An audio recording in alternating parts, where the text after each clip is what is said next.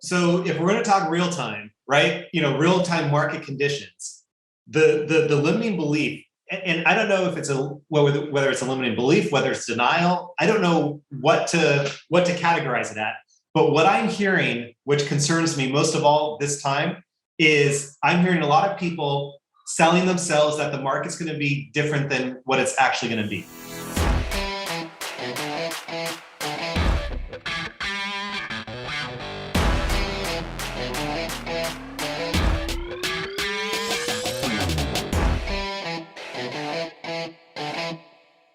Holy smokes, I got Aaron Simons here, executive coach with MAPS Coaching.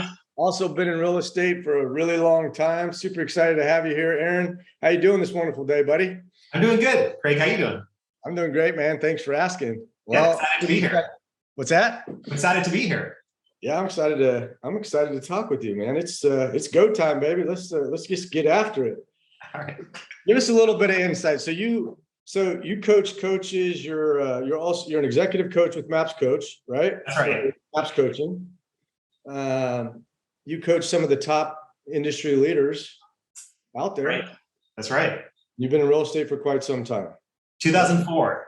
2004. Wow. So 18 years.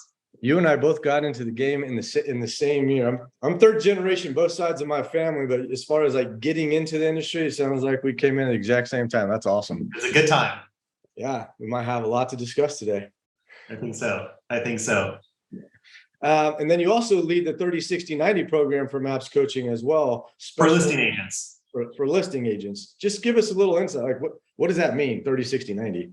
Yeah, so a lot of the time I spent in sales, I spent on a team as a lead listing agent, taking almost 200 listings a year.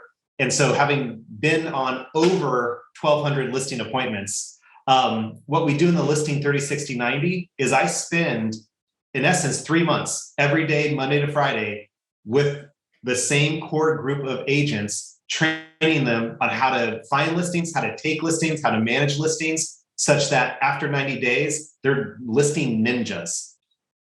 So 90 days in, they're listing ninjas. And how's that process been? I mean, that's pretty cool. 90 days in, you're going day in, day out. What have you learned from that experience, and what are the people going through it learning? Yeah, you know what?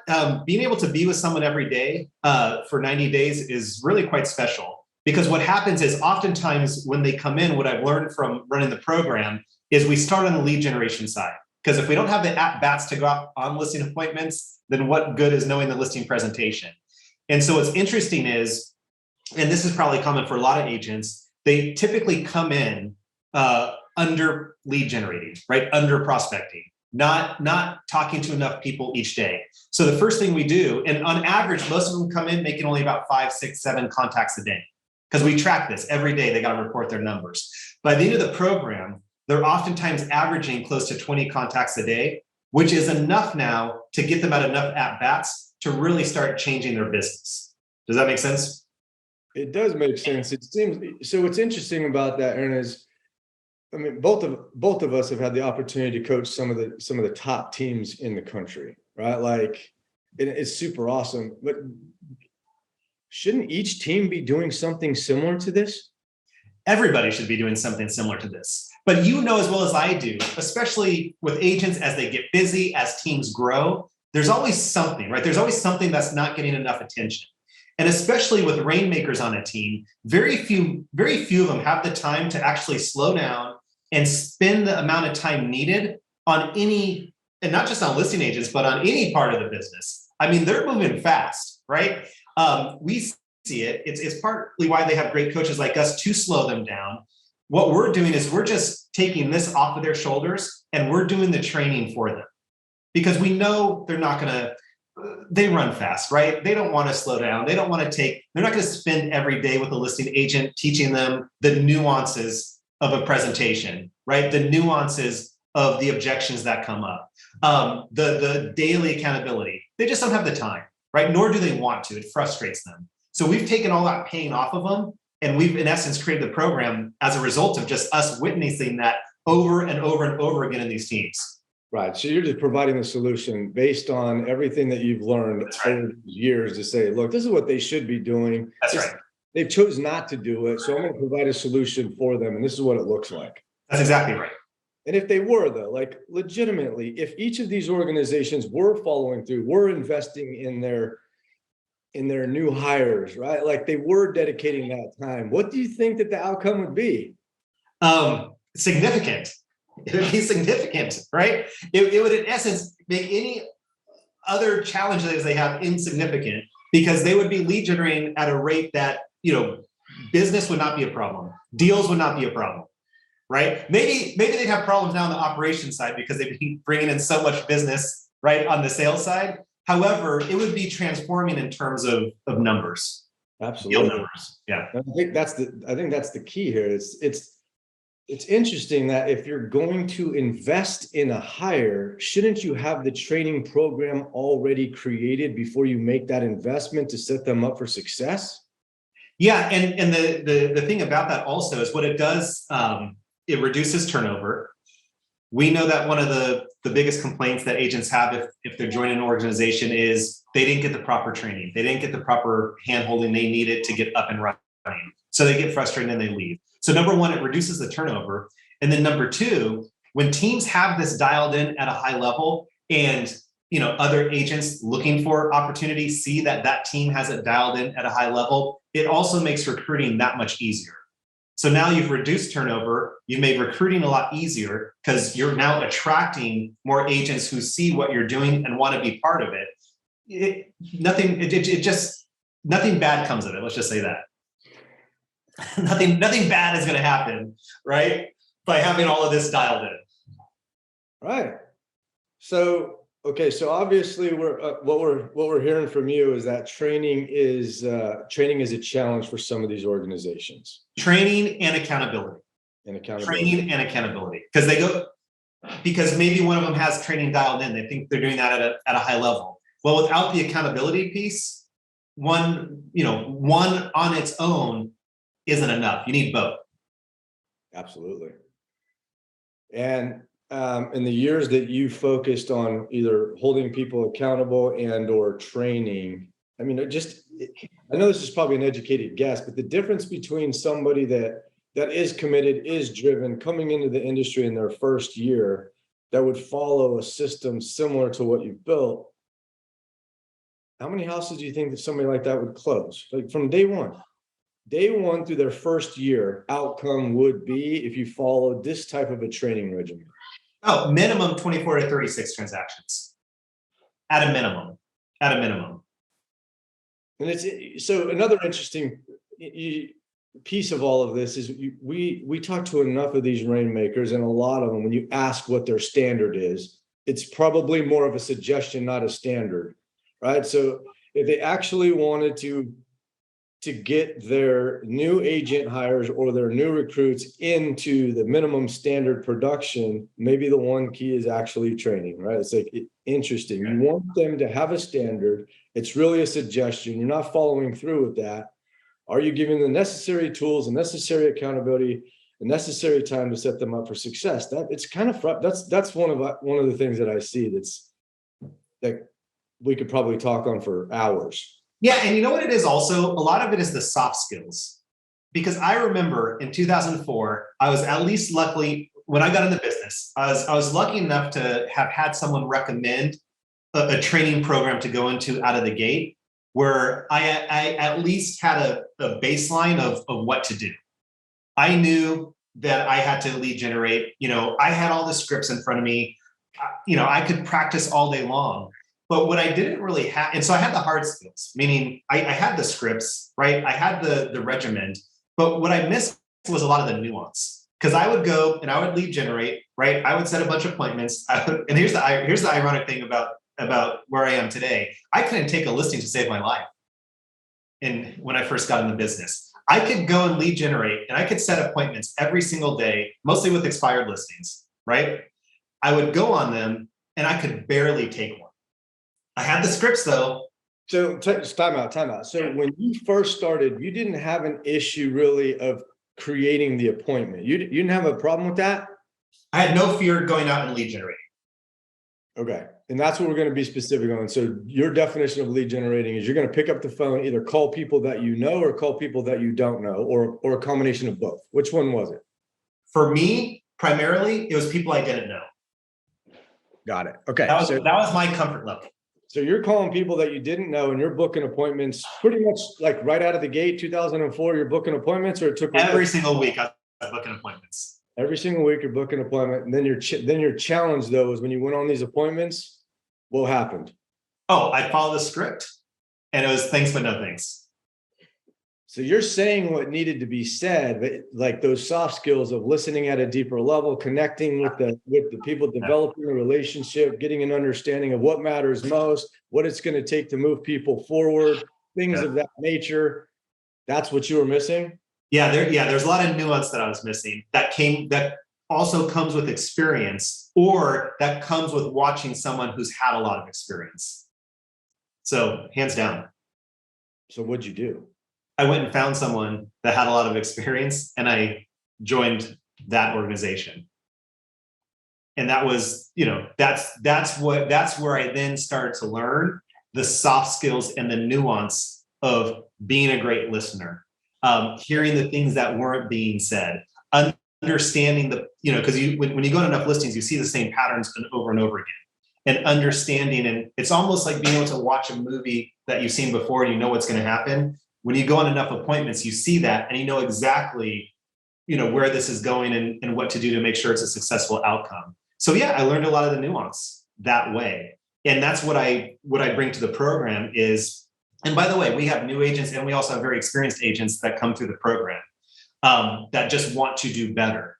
And so, yes, a lot of the training isn't just here's a script. It's all right, now let's talk about the nuance. When we're in these certain situations with certain personality types, certain people, where we need to be more flexible ourselves. Because that's really what it was for me, Craig. I was so rigid on the script. I didn't have the flexibility or the versatility to win at the appointments. So how has that helped you become a great coach? That experience of you being in the trenches, you taking it, right? Like you're going out, you're lead generating, you're realizing you have no fear of that. However, you're struggling getting the appointments. Knowing that you were the one that's executed, you've been in the trenches, you've been here before, you do whatever it takes to succeed. How has that transpired into you becoming a great coach for others? Yeah, it goes back to versatility. In real estate, the great thing about it is that there's no one way to skin the cat in terms of how to go out there and win. We see teams that are so diverse in how they lead generate, in how they go out and find business. At the end of the day, it falls into certain buckets, right? But at the end of the day, we have to be versatile as a coach to understand that there's no one perfect way. There's no one right way. Yes, of course, we have to talk to people. We have to lead generate. But you could talk to all sorts of different groups and be successful.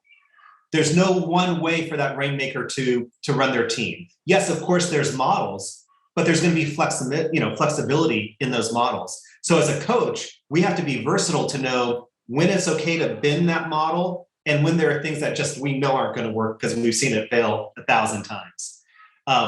But we know that those, even Gary says, right, the models at the end of the day are a bit of a Frankenstein. They're taken from the best practices of top teams as he was doing his interviews for the MREA, and they put together overall best practices. But at the end of the day, it's a Frankenstein. Yeah. And so we have to have the versatility to understand that, right, and see the nuance in these teams, but also have the experience to know, okay, even with versatility and flexibility, that thing ain't going to work, or to be able to call it out as we see it. Yeah, I think the other thing that I'm hearing and then remembering a story from 2004 for myself is that what's helped is that because we did execute, because we did get results, because we were in the trenches, that it's helped us become great coaches by not allowing people to have excuses. And I guess what I would mean by that is, I remember when we first got my real estate, like when I was first waiting for the real estate license, you're waiting for it to arrive, you're waiting for your fingerprints, but you're not waiting to take action on developing relationships, right? Like, so when I thought about that and I go back, I can vividly see it and say, okay, So in 2004, I was going through the class. I came from California to Boise, Idaho, and my real estate license arrived on May 1st. That's the first day that it arrived. And when it arrived, that was the first day I actually wrote a contract. Oh, wow. And how come? Well, it was because I was proactively developing relationships and setting appointments and getting prepared for what day one was actually going to look like. So day one, I actually wrote my first contract. That contract got accepted. It was a 45-day close. And by the time that property closed, I had 9 properties under contract. Yeah. Right? So when I was listening to that story that you're sharing, I'm going, okay, those are the types of things when people share with me and go, yeah, well, the reason why I haven't succeeded yet is because I'm from a different city or I relocated. I'm like, okay, well, I came from California to Boise, Idaho. What the heck does that have to do with anything? Hey, I'm new to the area. I'm this or I'm that. It's all of those limited beliefs, those excuses that are holding them back. Right? I'm like, what other kind of limited beliefs or excuses are holding some of these clients back right now? Yeah, hands down. No, you tell me right now. Like, what do you think? I can tell you. You want today, real time, today, real time. Think about something like just what are those limited beliefs, those excuses that people tell themselves now that, like, as coaches, we got to help kibosh. So if we're going to talk real time, right? Real time market conditions. The limiting belief. And I don't know if it's whether it's a limiting belief, whether it's denial. I don't know what to categorize it at. But what I'm hearing, which concerns me most of all this time, is I'm hearing a lot of people selling themselves that the market's going to be different than what it's actually going to be. And the way that it's shown up right now is it's summertime. Oh, well, when kids go back to school, the market will be better. Oh, when summertime is over, the market will be better. When people are back from vacation, the market will be better. When temperatures come down, the market will be better. And right now, that is what I'm seeing so many agents selling themselves on is things will be better soon. And the reality is, I don't think that's the case at all. I don't think that's the case at all. And they want it to be better, right? They don't want to face the reality of there's now a new way we have to show up in our businesses, right? We know that in a shift, we must show up differently. It's not the same as it was, the anomaly that we've been in for the last 2.5 years. And a lot of them are not wanting to believe it. And so whether that's a limiting belief, a blind spot, or just straight denial, I don't know. But that's what I'm hearing right now. Hey there, I'm Jeremy Herman, CEO and co-founder of Clarity Now. Listening to this podcast means that you're committed to your career and to growing your business. You're the reason why we created Clarity Now. You see, Clarity Now is the real estate software designed to transform real estate agents into business owners. Now, being a great real estate agent is an entirely different skill set than being a great business owner. That's where Clarity Now can help. Clarity Now is powerful because some of the industry's top real estate coaches built it. We know what insights as coaches top performers need to grow their business. So, do you have a business plan based on your net profit goals? Do you know how you're performing against your quarterly goals? Do you generate a P&L each month? Do you have the best tools to help your team members hit their goals? Are you managing your company's pipeline and conversion reports? Do you have the data that you need at your fingertips to run a successful business? Clarity Now can solve all these problems. Visit us at www.claritynowre.com and schedule a personalized tour to learn more. Mention this ad and we'll throw in 1 month for free. Congratulations on your success, and let's take your business to the next level together. So today is August 1st, 2022. Mm-hmm. I don't know what date, I don't know if it really matters, but let's go to August 1st, 2017. What's actually different though? Besides, I get it, interest rates are different, market conditions may be different. What's actually different? Well, I want to say nothing, right? Yeah, as far as the career that these guys are in, this is their career. Yeah. What's different? Their daily activities different, their schedules different, what they're working on different. Like, what keeps you up at night as a coach that you're frustrated that these guys are making things too complicated? Like they're making and when I say nothing's different, right? The solution to what we need to do is exactly the same as it's always been. We need to show up and we need to lead generate every single day at a high level. And what keeps me up at night is because, let's just be honest, for the last 2.5 years, for the last 12 years, really, right? As the market's been appreciating, it's been a no-brainer for the consumer to go out there and buy a home, to sell a home, right? When interest rates are low and there's double-digit appreciation, no one questions, should I buy a home right now? They just go and do it, right? No one, when someone's selling a home and they've built up a bunch of equity and they're trading that house that has a 3% interest rate for a new one for another 3% interest rate, there's no second guessing, am I doing the right thing? And so for the last 12 years, we haven't had to spend a lot of time educating clients on what it is that they want to do. We haven't had to do that since shortly after we got in the business in 2007, 2008. That's when we had to educate people, right? We had to educate them around a short sale. They didn't know what it was. They had no idea how it worked. We didn't even know what it was. We learned along the way, but we spent 2 years educating clients. It wasn't until 2009 that they were throwing themselves at us wanting to do a short sale. But for 2 years, it was a market of education. Educate the client, lead generate and educate the clients. So what keeps me up at night right now is that a lot of agents and teams are still operating as if it was the last 12 years in terms of the market conditions. And they're not recognizing that it's different. We have to do more education and we have to do more lead generation because those deals that have been falling down from the sky for the last couple of years are no longer doing that. We got to go out and find them like we've never had to before if we want to maintain and thrive. If we're okay with our business going down 20 or 30%, you can keep doing what you've been doing. But if you want it to not just sustain, but to thrive, we got to recognize what's going on. Yeah, if we shrink all this stuff down, like if we shrink it all the way down to the relationship though, right? And we look at the fact of help, like our job as agents, isn't our job as a real estate agent to help people make great decisions? Isn't that, if we just boil it, shrink it all the way down, that's our role. Yes, take them through the options and let them choose.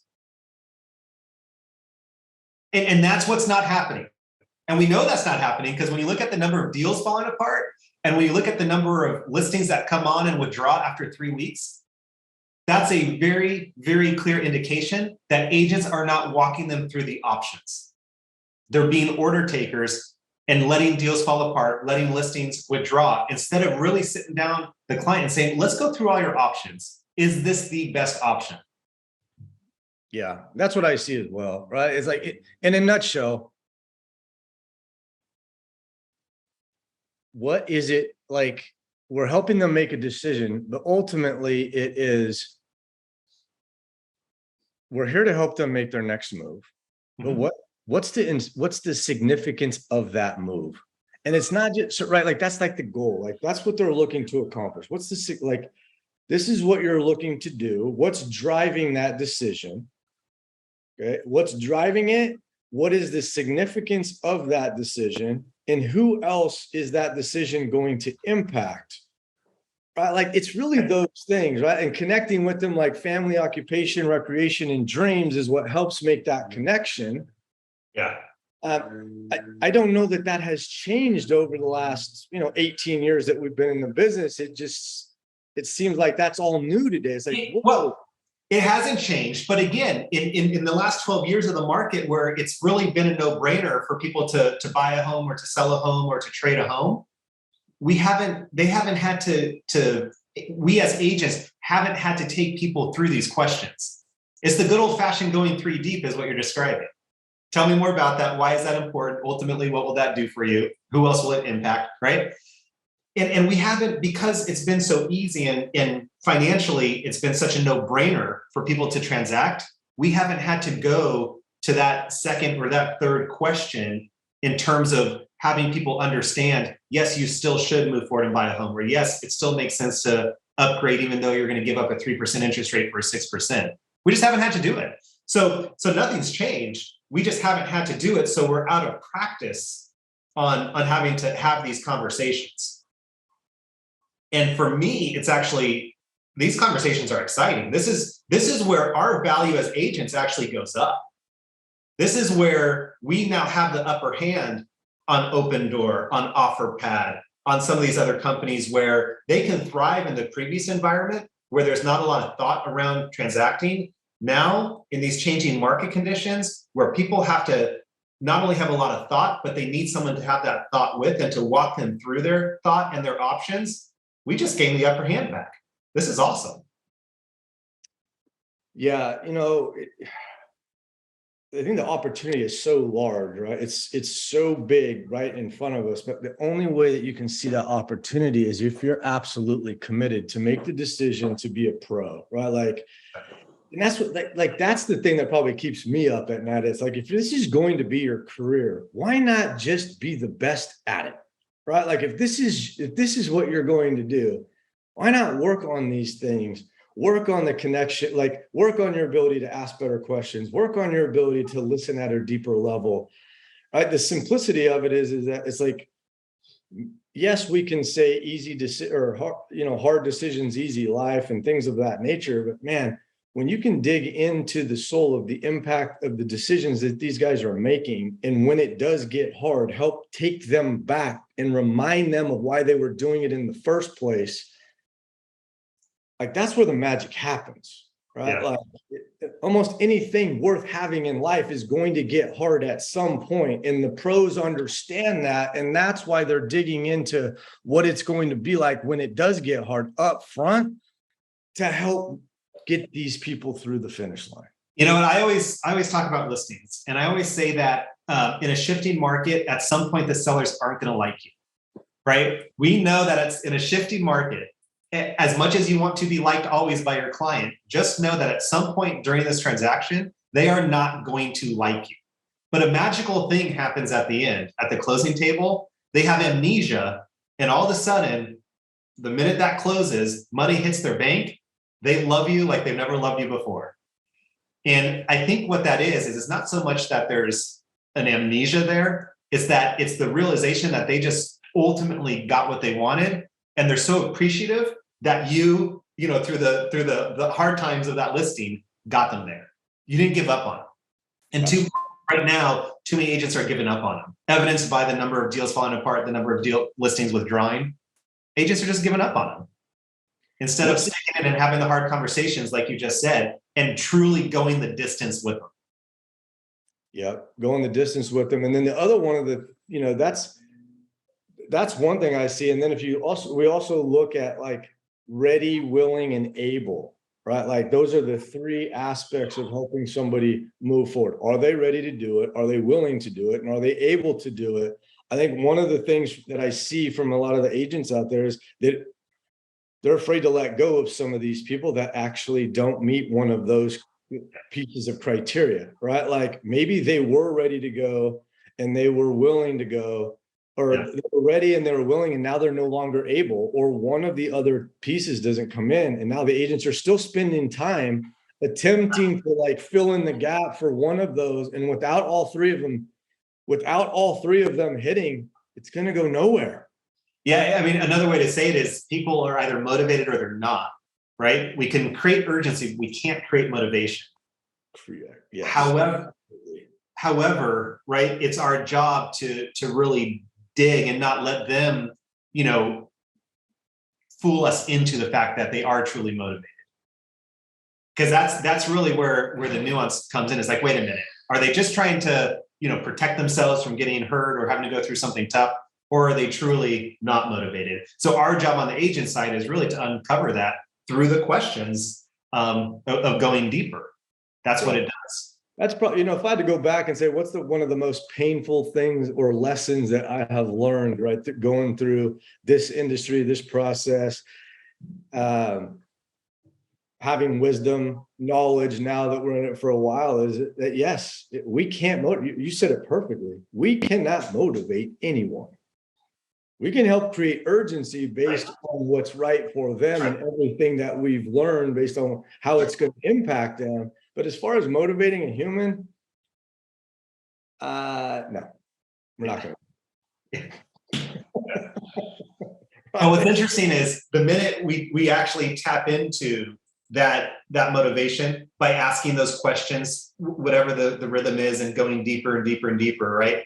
The minute we have it though, and they know that we have it, that's when, like I said, the waters might get a little choppy during the transaction. However, at the end of it, all is forgiven, right? Because they know that we kept that motivation at the forefront, and we didn't give up on that. We didn't let them give up on it either. And that's where, that's where it becomes then a special relationship. Absolutely. So here's a question for you. What advice, Simons, would you give to a smart driven college student that's about to enter the real estate world right now? Well, my advice, if I were to do it over again, so I spent a year on my own, out in the wilderness in terms of, I had training, I had work ethic. I didn't have the soft skills of it. I did deals, don't get me wrong. However, if I had partnered a little bit earlier with a team or a really experienced agent, and I could have fast forwarded my learning curve out of the gate, I would have done that. I would have not tried to have gone and figured it out all on my own. For me, out of the gate, I would have gone directly to that experienced agent and joined that team, partnered with that agent, and really fast forward the learning curve. So to join an organization, join somebody that's doing it great, join somebody that has an excellent training program that will hold you accountable and set you up for success. Find a mentor that will help guide you, do that. Hire a coach right out of the gate that will hold you accountable for you. Okay. How about, what advice should they ignore? That you don't need all of that. You're good enough to go do it on your own. You don't need all of that. You don't need to do all of that. Just go be you. Yeah. Right. That's the other key, right? The authenticity of who you are. Like, just be who you are and be the best version of you. Can do it on your own. Ignore that. Well, everyone needs help, right? Like, we all need other people to help us get us going. And now we just need to figure out who that is. So who's the relationship that will help you get to wherever it is that you're going faster, better, simpler, easier? Yeah. And look, it doesn't have to be go join a team. It could be, be part of a market center that has really good structure. It could be part of, having a great coach. It could be a lot of different things. Point is, set yourself up for success in having the right people around you and being part of the right organization.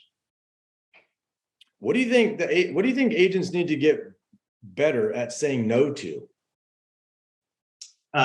Anything that takes them away from their lead generation before noon.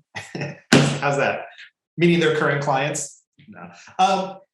Like, truly right now, if we're in wartime in the world of real estate, we're in wartime, footing, wartime mindset, and how we're approaching our business.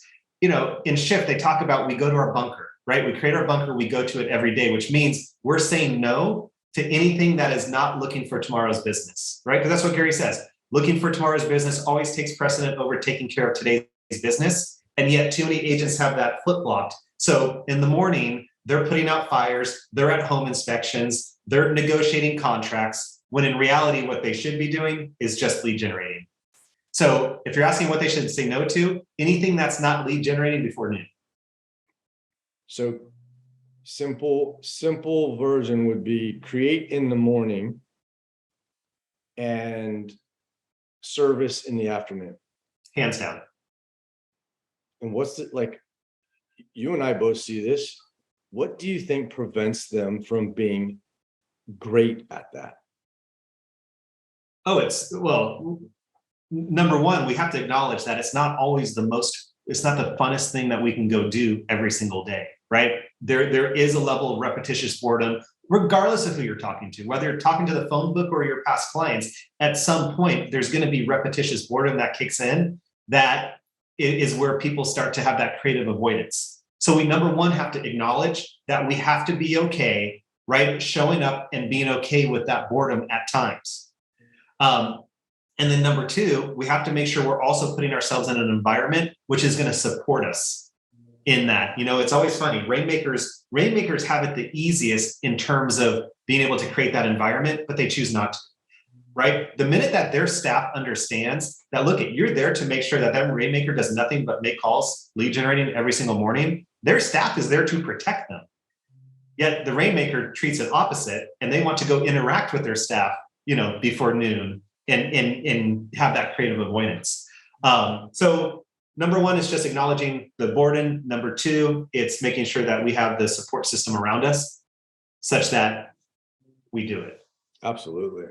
Yeah, one of the things that I would say, just to piggyback on that, is I don't think they spend enough time like reflecting. I don't think they slow down enough to actually figure out what the true interference is that's preventing them from doing it either like really well or consistently, or a combination of both.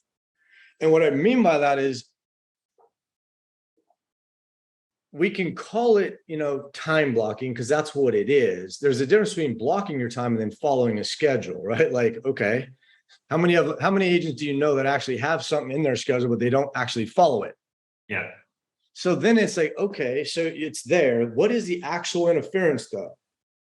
Is it that the people that you would reach out to aren't being delivered to you, like meaning like you have it set up, your system is actually set up and put in front of you like a true executive? Here's the 20 people that you need to call back today. Your secretary is delivering those 20 people. Here's who you need to call today, and don't come out until you get in touch with them or you've connected with them, right? Like whatever it is, whatever that interference is, slow down long enough to figure out what it is and then put the right things in place in order to set you up for success. Yeah, that there's not to go too far sideways on that point. However, I find it amazing. CRMs are really powerful, and it doesn't matter what CRM people use. They all, in essence, follow the same, systems, if you will. And I find it amazed at how few agents actually use the CRM effectively to hold themselves accountable versus just a place to go store people. I mean, if you just use the CRM the way it's set up, it's an electronic tickle file is what it is, right? All you got to do is show up each day. Your tasks are right there. Just follow your tasks. Anyway, so even that part doesn't have to be overly complicated. Just use the CRM. That's what it is, though, right? Like as humans, we unintentionally complicate pretty much everything. And if the simple equation is go book an appointment in the morning, and then you'll always have people to service in the afternoon. Like, right. And so that's what hasn't changed. You said, hey, what's changed, since 2017 or the last 5 years? Nothing. That part of it, nothing.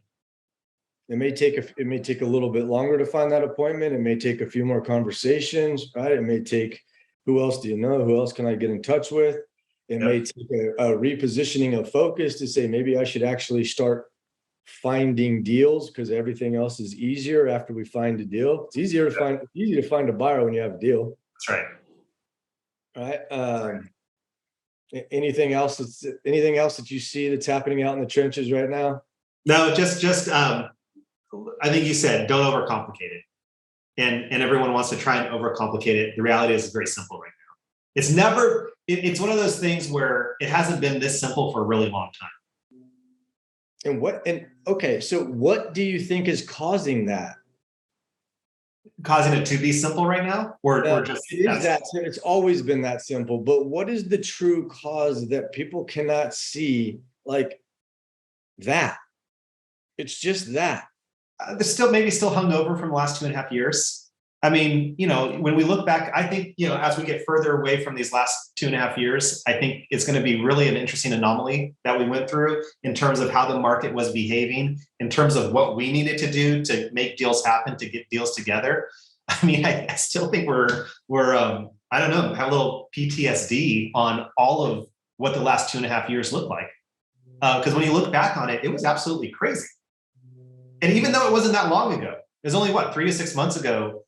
And in some markets, it's still behaving a little bit that way. But what it took to make a deal happen, at least, 12 months ago was absolutely crazy. It was Right. crazy. And so I think that a lot of people are still just hungover from all of that, if you will, traumatized. I don't know, whatever you want to say about it. But yeah, that's behind us. It's now back to what it's always been, which is just a very simple business. So Simons, what do you think makes an agent, what are the traits? What are the traits that makes an agent a badass in their role? The willingness to show up and have disciplined lead generation every day. That's it. If they can do that one thing, everything else gets leveraged. We know that. So if they want to be badass, they just have to be really good at showing up and talking to enough people every single day. Doesn't matter who they talk to. They just have to be good at doing that every day. If they can do that one trait, that's it. Yeah, my piggyback to that would be, number one, make the commitment that you're going to be the best, right? And do you have a past history of doing that? I think, do you have a past history of like being number one or being great at something? And I don't really care what that is. And what did it take for you to become that? And are you willing to do the same damn thing in this industry? And another way to say that is also just, it goes to, and I don't want to get too esoteric because people get confused on the big why all the time, right? And having that North Star that they know that they're not where they want to be and there's a gap, and that gap they can feel inside of them, whether you call that stress, whether you call it tension, whether you call it butterflies, whether you call it a weight on your shoulders, right? When they can acknowledge that there's a gap from where they are now to where they want to be, and they feel that every single day and it haunts them, right? When they're taking a shower in the morning, when they're driving their car, when they're trying to go to sleep at night, that gap haunts them. And that feeling in the 12-week year, he actually defined it as performance tension, which is the best term that I've heard for it, right? Because I feel it every single day until I show up in the office and I do the drill. When I do the drill, that feeling goes away because I know there's a gap from where I am to where I want to be. And that feeling doesn't go away until I'm actually doing the activities that bring me closer to where it is I want to be. So I would say that the other trait is they have to know that there's a gap in their world that actually has, fire in the belly, whatever you want to call it, that gives them that feeling that causes them to show up every day. And in essence, have that self-accountability. You still need accountability, but you at least are showing up knowing that you've got something that you need to prove, so to speak. You're not where you need to be. Because without that, then it's just a hobby. It's true though, because there's plenty of agents that make it a hobby, which is fine, but it's a hobby. No, there's nothing wrong with that. That's why I'm saying it's like, do you have a track record of either being always having the chip on your shoulder because you've been number two and you just pissed off and you're doing whatever it takes to become number one, or you pissed off because you're number one and somebody's catching you and on your toes, right? Like, or you're just pissed off because you're not where you want to be financially in your life or whatever. Absolutely. Yep. Yeah. So there's a gap. What do you think? What are some of the lessons that you've learned over the greatest lessons? If you could just think they stand out. Hey, I've been doing this for 18 years, whether in this industry or coaching. What are some of the lessons that just stand out to you? I think Gary was talking recently about compounding, right? And not just compounding in the world of wealth building, but compounding also in the real estate business. Or maybe it was Jay that was talking about this recently, right? In that, it's amazing how much a real estate business can compound in a short amount of time. Meaning you might be new to the business, maybe you don't have a big database. So you're out there calling the people that you don't know, right? Very quickly, you now have past clients that now turn into referrals. All of a sudden, the business just, keeps growing and keeps compounding. And if an agent just sticks with that over the course of 10, 15, 20 years, it's amazing how big it can get by you talk about it all the time, incremental growth, right? Even if you're only growing 10%, 15, even 20%, which is a lot each year, right? Over the course of 10 to 15 years, that's a big business. You don't have to double your business every year, right? For it to really, at the end of 20 years, look back and say, oh my God, that got big. Yep. But everybody wants to go for the double. Everybody wants to go for the double. You don't need to. Absolutely. You can hit base hits all day long and be the best. Absolutely. There's a client that I currently coach. It's averaged 20.4% growth year over year for the last 15 years. And this year they'll exceed 1,100 units, have multiple locations and multiple medical centers, just based on that consistent year over year growth. Yeah. So if there's a lesson, it's you don't have to hit a home run every year. Just incremental growth will compound into something amazing. Absolutely. Okay.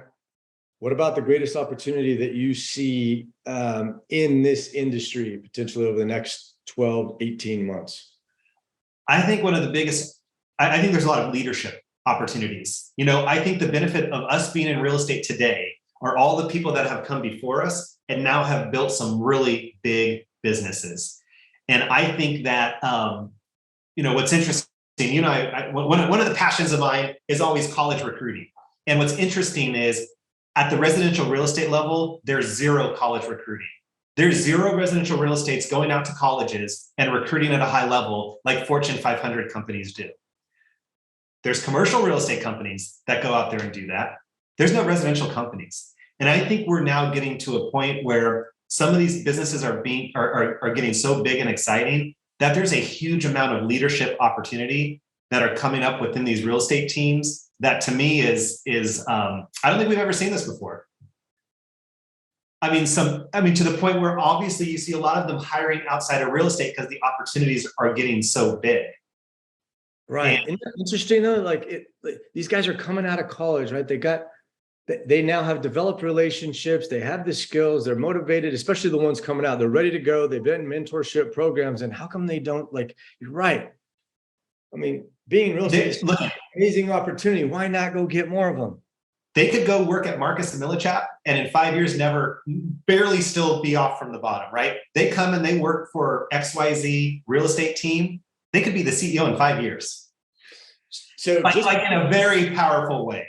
Piggybacking on that, I remember it was 7 months ago or so, I was at Ole Miss.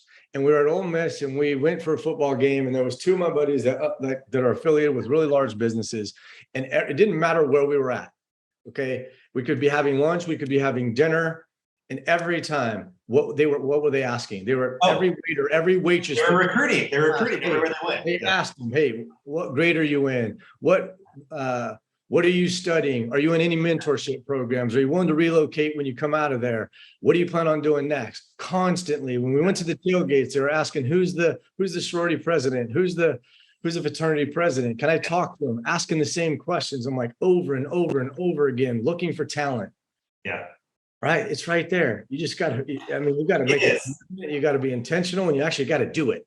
Yeah. And look, I recognize that at some point, right? These leaderships are the leadership opportunities are big. And at some point, yes, agents, may not want to do the grind every day of showing up, right? And lead generating. And there's such great leadership opportunities, which unfortunately you're still lead generating in, right? However, it can look different and it can be exciting and it can be huge.